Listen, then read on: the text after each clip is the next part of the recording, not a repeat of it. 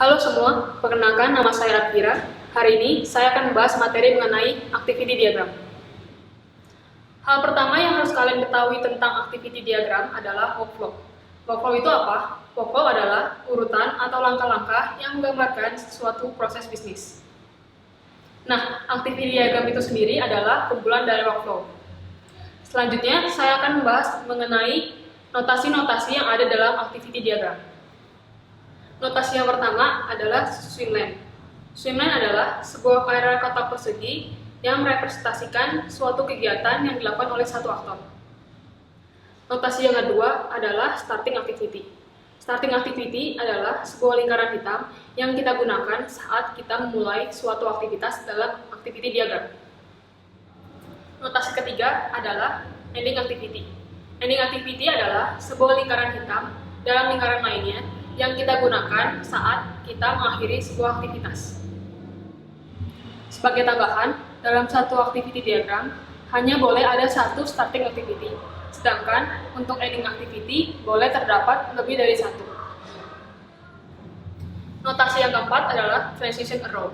Transition arrow adalah panah yang menghubungkan satu aktivitas dengan aktivitas selanjutnya.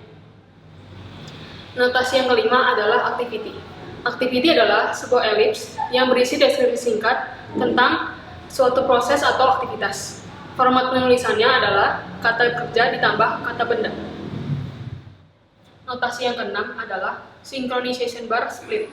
Synchronization bar split ini digunakan untuk memecah satu aktivitas menjadi dua atau lebih aktivitas yang dilakukan secara bersamaan. Notasi yang ketujuh adalah synchronization bar join. Synchronization bar join ini kita gunakan saat kita ingin menggabungkan dua atau lebih aktivitas yang berjalan bersamaan kembali menjadi satu aktivitas. Notasi yang terakhir adalah decision activity. Decision activity digunakan untuk menggambarkan sebuah keputusan. Ada dua bentuk decision activity. Yang pertama, bentuk diamond. Bentuk diamond ini digunakan ketika keputusan yang dihasilkan ya atau tidak. Yang kedua adalah berbentuk activity. Bentuk activity digunakan ketika keputusan yang dihasilkan memiliki dua jawaban atau lebih. Setelah kita mengetahui pengertian serta notasi-notasi yang ada dalam activity diagram, selanjutnya saya akan menjelaskan mengenai contoh proses bisnis dalam minimarket. Untuk membuat activity diagram minimarket, kita perlu membuat swimline terlebih dahulu.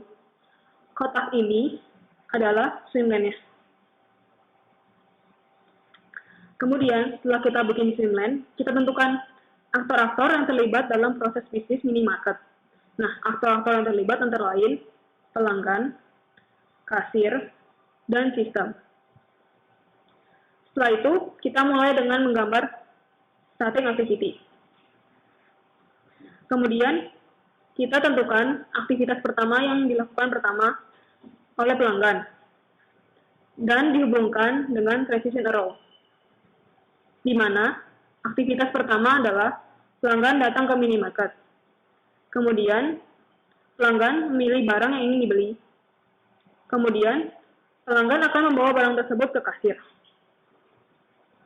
Setelah sampai di kasir, maka kasir akan scan barcode dari tiap barang. Setelah itu, sistem akan menampilkan informasi beserta harga barang. Dan juga dia akan menampilkan total pembelanjaan. Setelah itu, pelanggan diharuskan untuk membayar total pembelanjaan. Setelah membayar total pembelanjaan, maka kasir akan membuat struk belanja. Struk belanja ini kemudian akan disimpan dalam sistem. Maka dari itu, kita tuliskan sistem di sini menyimpan struk belanja.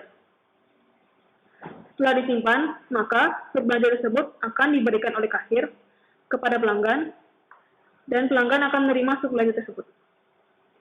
Setelah semua proses selesai, maka kita gambarkan ending activity.